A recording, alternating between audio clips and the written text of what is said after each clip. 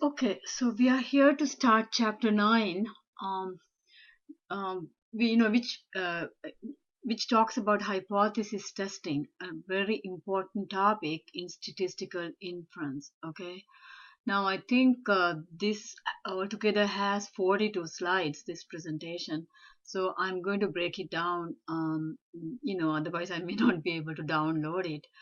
So I think halfway through I'm going to sort of make another audio presentation. So look out for two presentations. I mean, look out for two audio presentations for chapter 9. Okay. All right. So it's on the topic of hypothesis testing. As we go along, we will understand. And already maybe most of you must be getting an idea of what this means. Okay.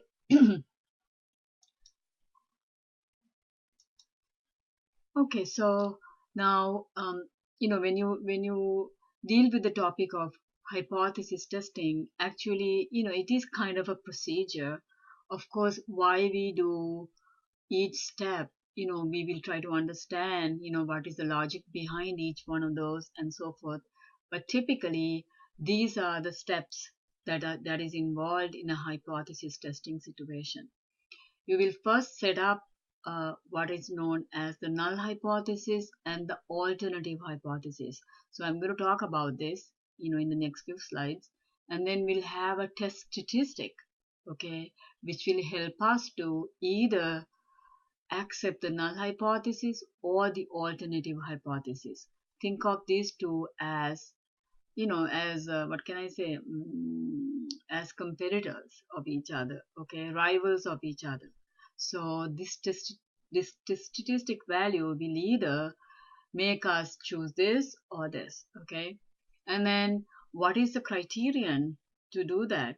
It is something called p-value. So we will talk about the p-value, and then also significance level. Now that is somewhat related to p-value, but as we go along, we'll understand this. Now in traditional statistics, significance level is very important.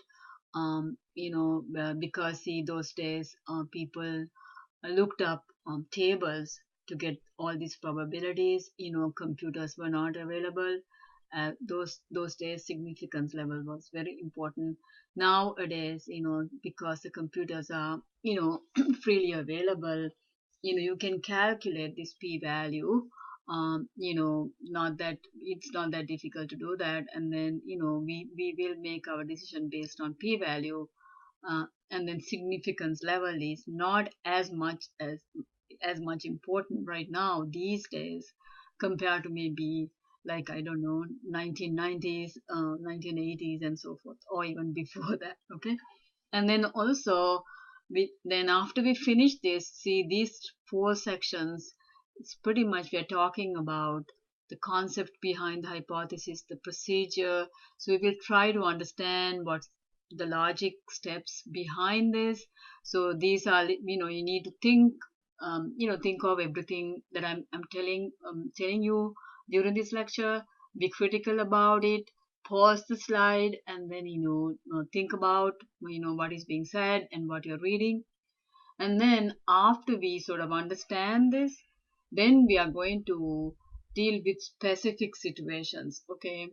So one of the specific situation is the one sample z test, where we will, deal with the population mean. Okay. So we will, this chapter will end with this, just one situation, but then later on, like in chapter 11, we will pick up from here, and then we will have more situations that we will be deal with in chapter 11 and chapter 12 and so forth. Okay. All right.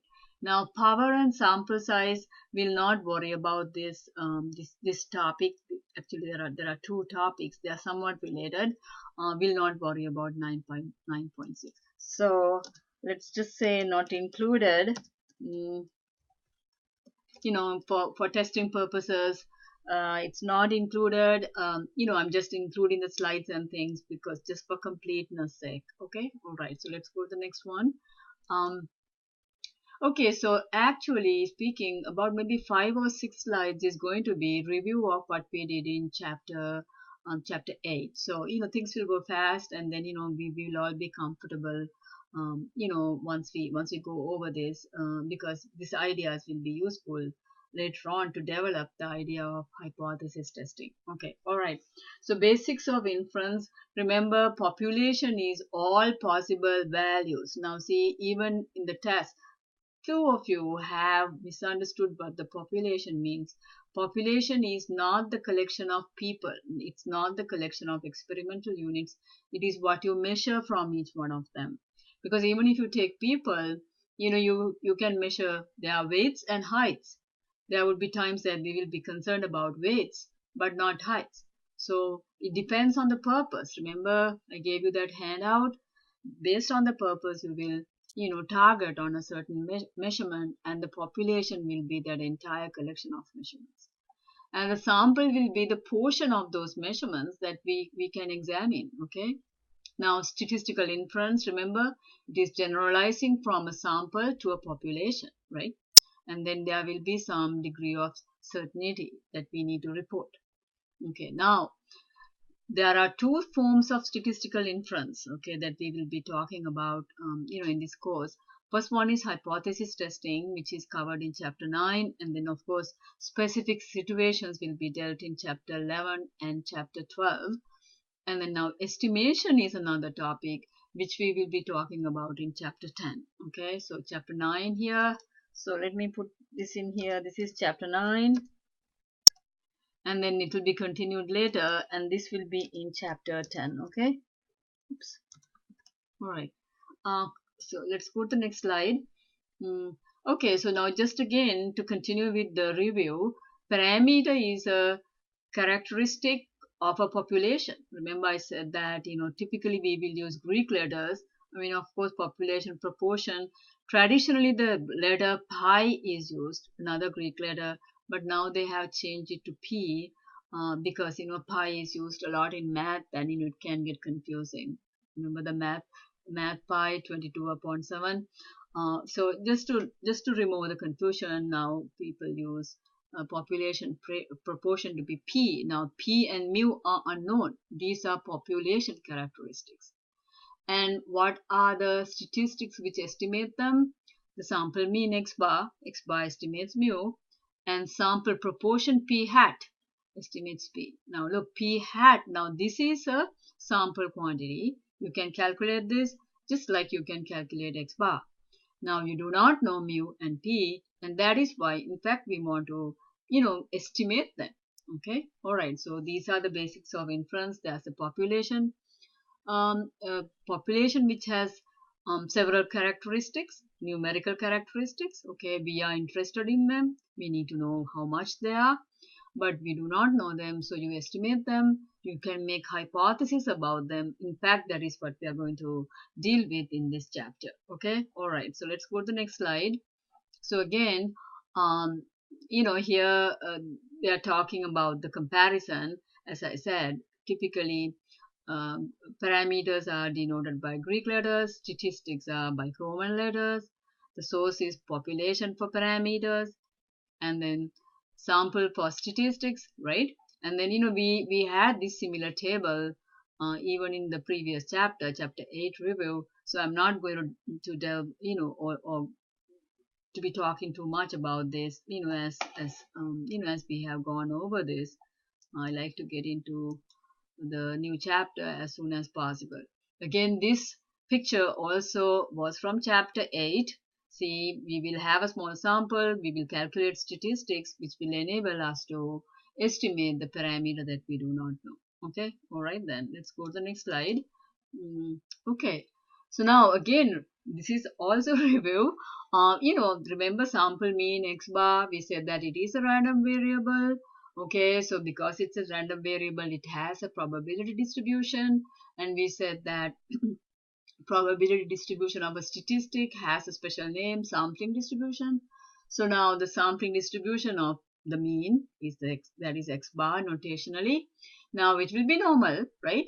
As long as n is large enough, 25 or more, no big deal. Okay, so even if you have the individual x not to be normal, x bar will be normal. Very powerful result. and that is coming from central limit theorem. And what is the mean for this normal distribution? Mu, just like this is the same mean as it is for the individual x. Now the standard deviation of x bar and the standard deviation of normal, see, they are the same, right? Remember we talked about it. The distribution and the random variable, they both have the same mean, the same standard deviation. Now again, when you talk about statistics, the term slightly changes. Instead of standard deviation, we call it standard error, and that is why this E is there. And standard error for the mean is sigma over square root n. So if I put it all together in notation, it's really easy. X bar is normal with mean mu, standard error, standard deviation is like standard error, and how do you calculate that? Here's the formula. Okay, all right, so let's go to the next one. Okay, so now this is the introduction to hypothesis testing. Now hypothesis testing is also called significance testing. It's actually the objective of hypothesis testing in statistics as a subject is to test claims about parameters.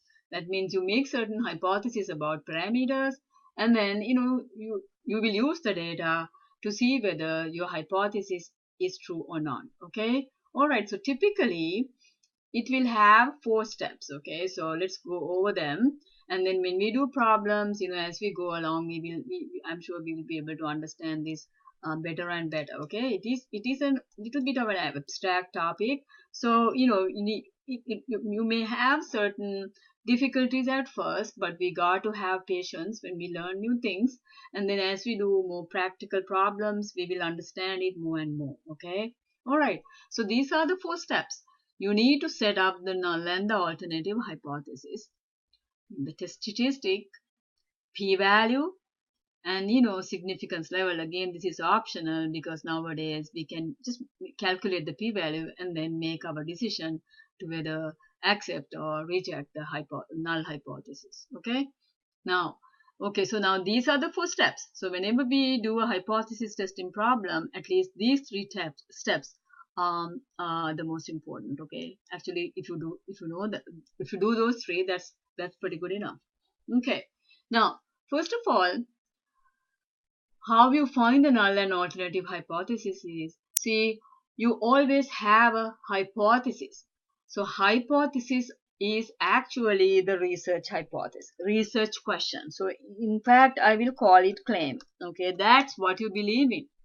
So you will convert that research question or the claim that you believe into null and alternative hypothesis. Okay, so now null hypothesis means it is a claim of no difference in the population.